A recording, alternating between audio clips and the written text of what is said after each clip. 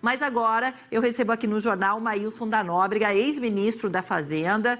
Ministro, obrigada por conversar com a gente em dias tão importantes em que a economia tem sido tão discutida e precisamos aí do olhar por quem já passou por este lugar, por quem sabe como acalmar ou não os ânimos. Ministro, vou começar perguntando para o senhor a respeito dessa relação atual do governo com o presidente do Banco Central, Campos Neto. Alguns apoiadores, inclusive do presidente Lula, falaram em convocação, em convocar o presidente a falar ao Congresso para se explicar a respeito dos juros altos. Ele falou, olha, não precisa convocação não, é só chamar. Está muito agressivo, o senhor no lugar faria a mesma coisa? Como é que o senhor está analisando essa relação e essa troca de farpas que está acontecendo aí nos últimos dias? Boa tarde. Boa tarde, Paula. Obrigado pelo convite. Uma boa tarde também para os assinantes.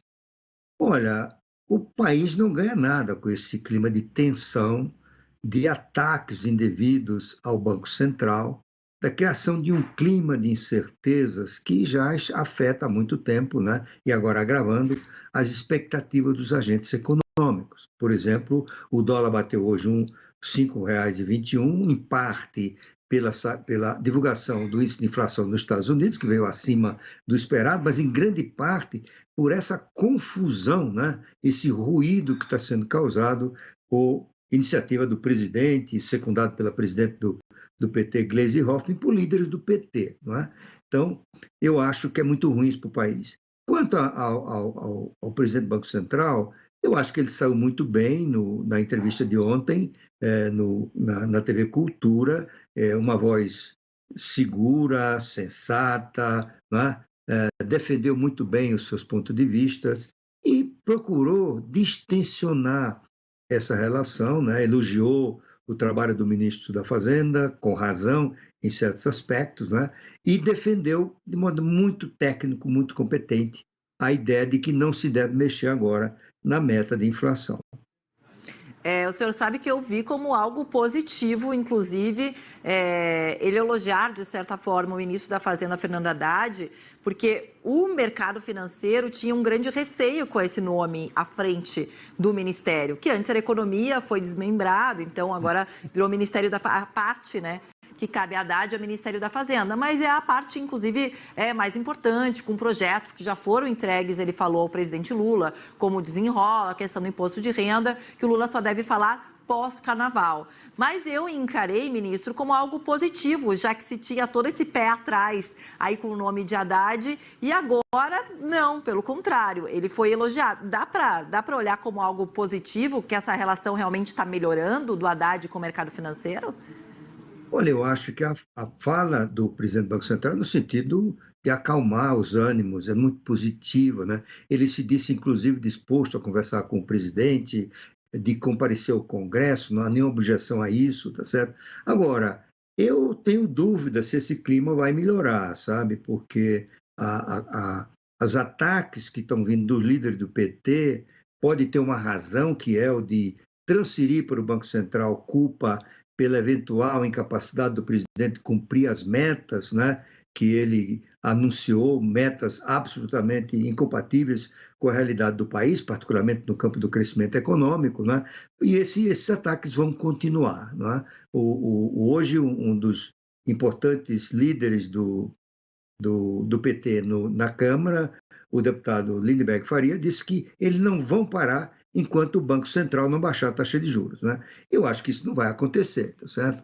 Isso não vai acontecer, não há razão nenhuma justificativa para a queda da taxa de juros, muito menos nesse ambiente. Esse ambiente tem levado, Paula, você acompanha isso muito bem, tem levado a uma revisão sistemática das previsões de inflação pelos participantes da pesquisa Focus, já na 9ª semana consecutiva. Né? O dólar, que chegou a ficar abaixo de R$ 5, com esse ataque ao Banco Central e à política monetária, e a própria figura do presidente do Banco Central, né, que vem sendo tratado não mais como Roberto Campos, mas como esse cidadão.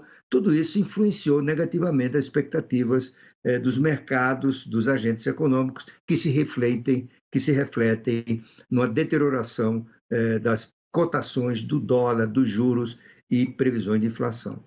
O senhor concorda, então, com as medidas que estão sendo adotadas pelo Banco Central? Já que o senhor citou a presidente PT, Gleisi Hoffmann, ela chegou a colocar, inclusive, nas redes sociais, até vou pegar aqui, que eu separei para a gente analisar. Deixa eu pegar aqui, que ela fala justamente ontem sobre o programa, né, que Campos Neto participou do Roda Viva, e ela fala o seguinte, olha só, Campos Neto tentou, acho que está emparelhado, tá?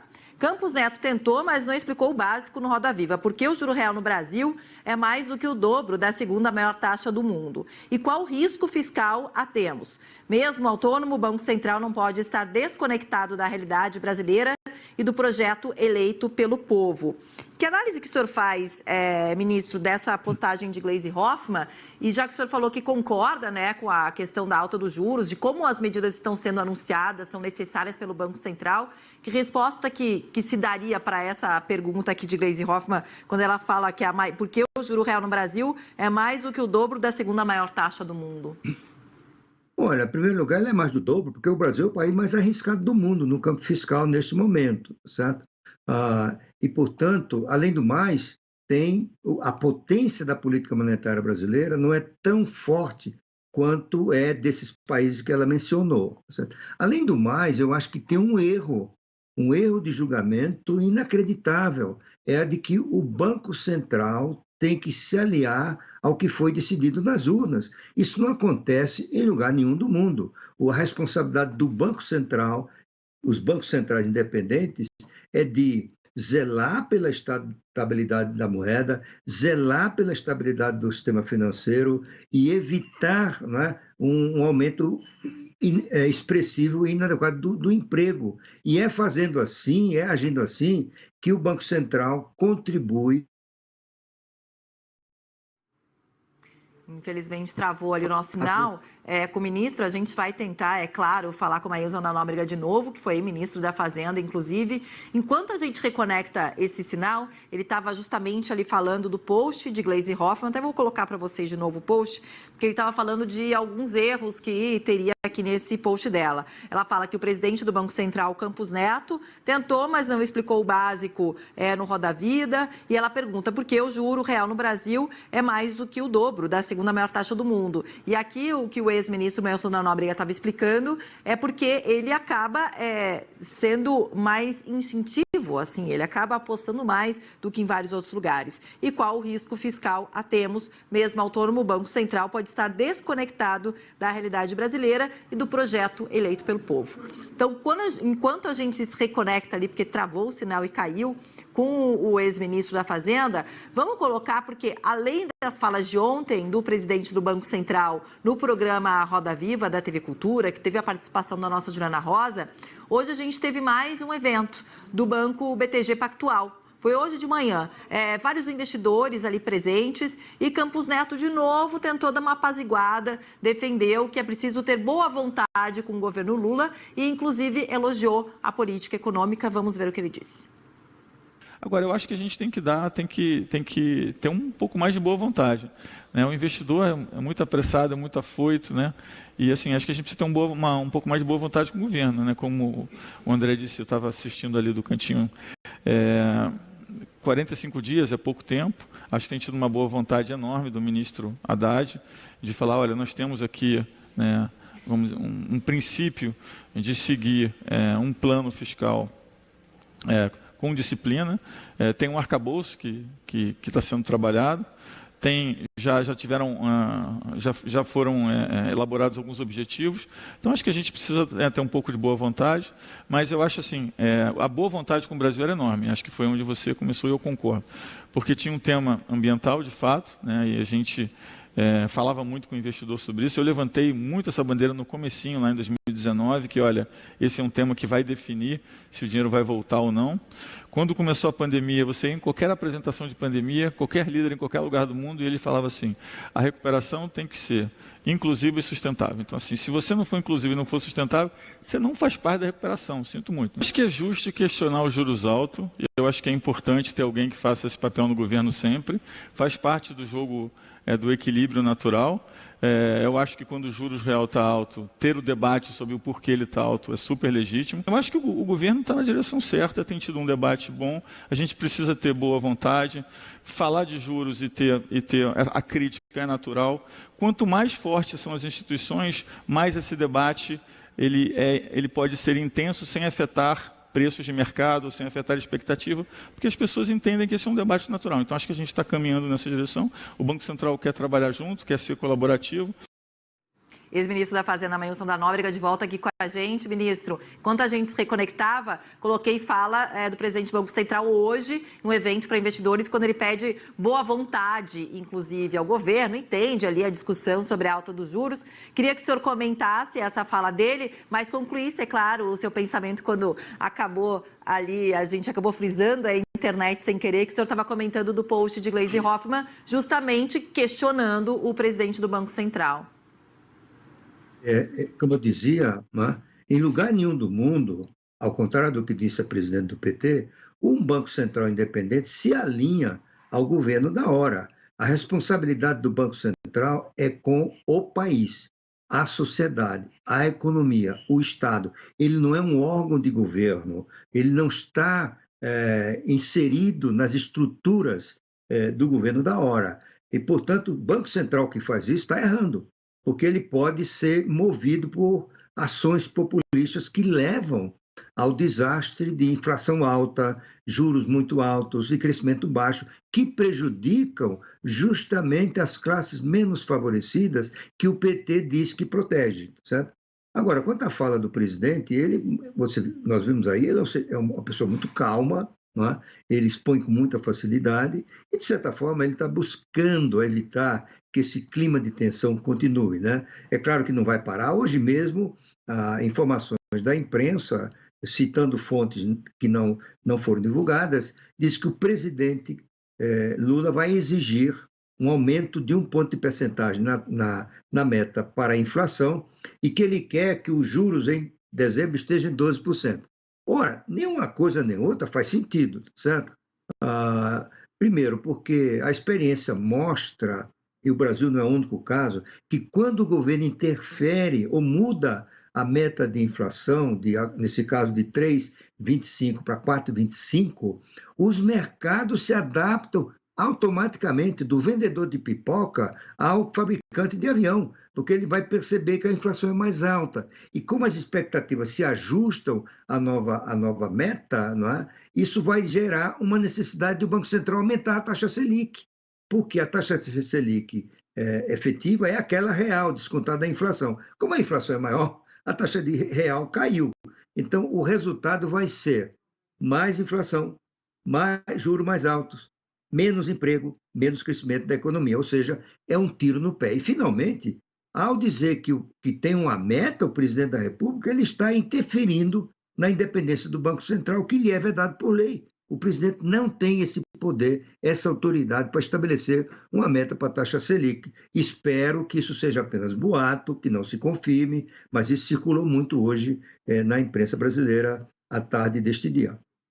O senhor, é claro, como eu estou vendo, né, ministro, é a favor dessa independência, dessa autonomia do Banco Central, justamente defendida também por Campos Neto ontem na entrevista, dizendo que em nenhum momento ele tem um viés político. Só que todo esse questionamento, quando a gente fala também da política junto com a economia, surge a partir do momento em que nas eleições, nas últimas eleições, Campos Neto foi votar com a bandeira do Brasil, enfim, a gente sabe que ele está ali onde ele está na presidência do Banco Central, porque foi indicado pelo ex-presidente Bolsonaro, mas é justamente, não é esse o objetivo, ser indicado por um e outro estar no poder no próximo ano, justamente para não ter essa questão de que vire política o que é a autonomia do Banco Central?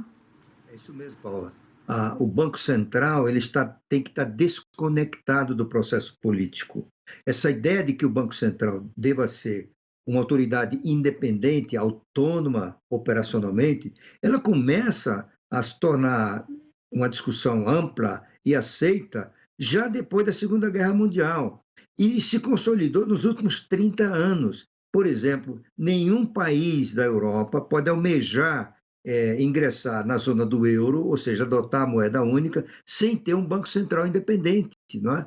A América Latina inteira andou nessa direção, embora com algumas exceções lamentáveis, como é o caso da Argentina, e pode ser o caso do Brasil, espero que não. Ou seja, na Argentina o Banco Central é independente, mas na primeira mudança de governo, o presidente forçou o líder do Banco Central a pedir demissão. E a partir daí, toda vez que muda o governo, muda o presidente do Banco Central.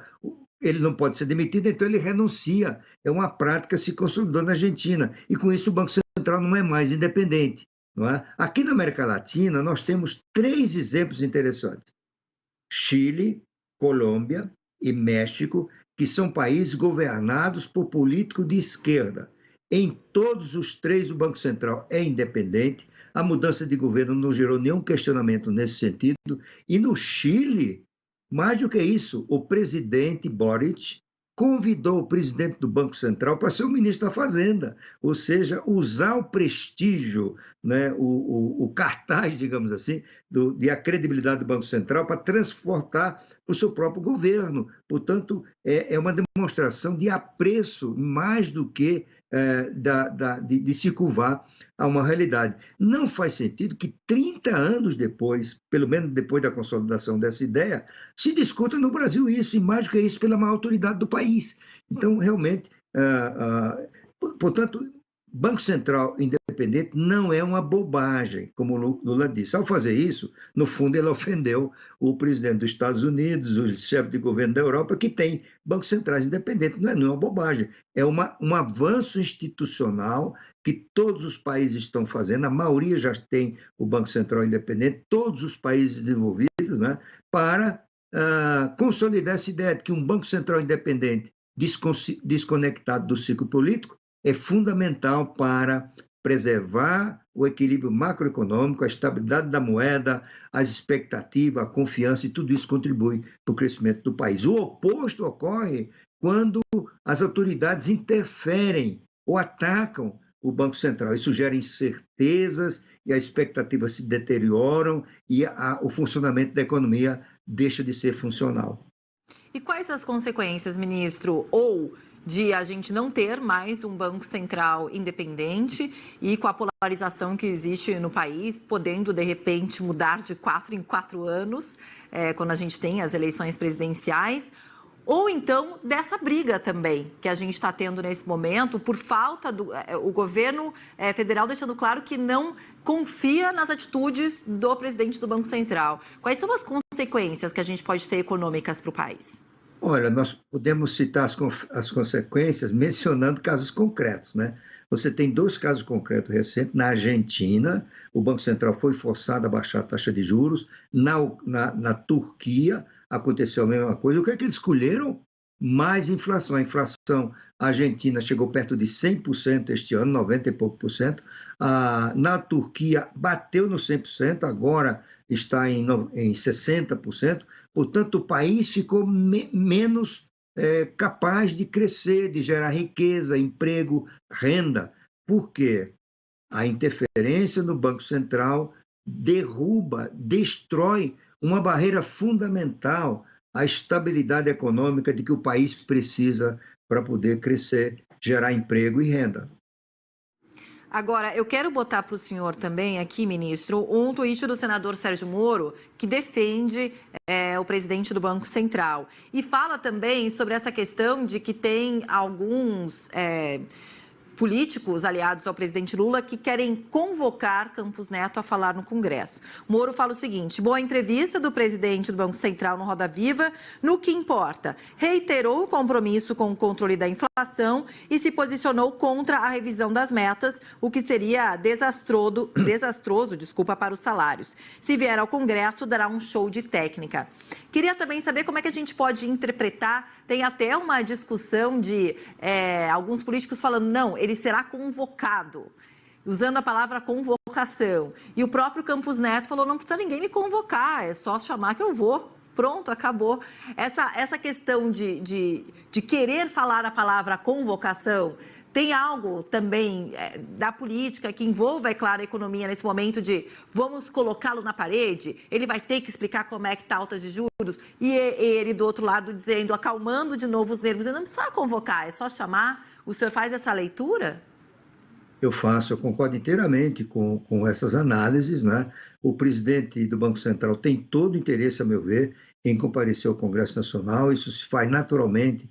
As próprias leis que geram a independência do Banco Central estabelecem a obrigação de comparecimento periódico, geralmente 3 a 6 meses, a cada 3 ou 6 meses, para explicar a política monetária, a visão que o Banco Central tem da economia e assim por diante. Eu acho que o país ganha se o presidente do Banco Central for lá. Por outro lado, eu acho que o senador Sérgio Moro manda um recado que talvez motivado pelo que ele sente no Senado.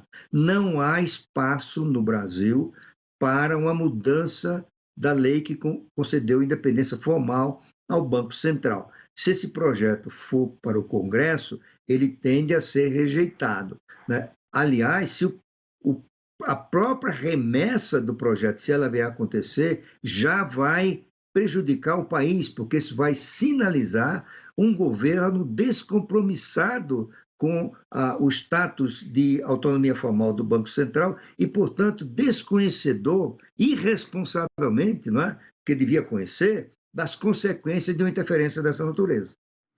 Ministro, muito obrigada por ter participado aqui com a gente, esclarecendo tantas coisas, como eu falo de quem já esteve lá e nos mostrando e para os telespectadores o que pode dar essa discussão, o que é o melhor a se fazer no meio disso e a importância da independência do Banco Central, exemplificando para a gente quando não acontece, quais são as consequências. Muito obrigada, ministro. Até a próxima.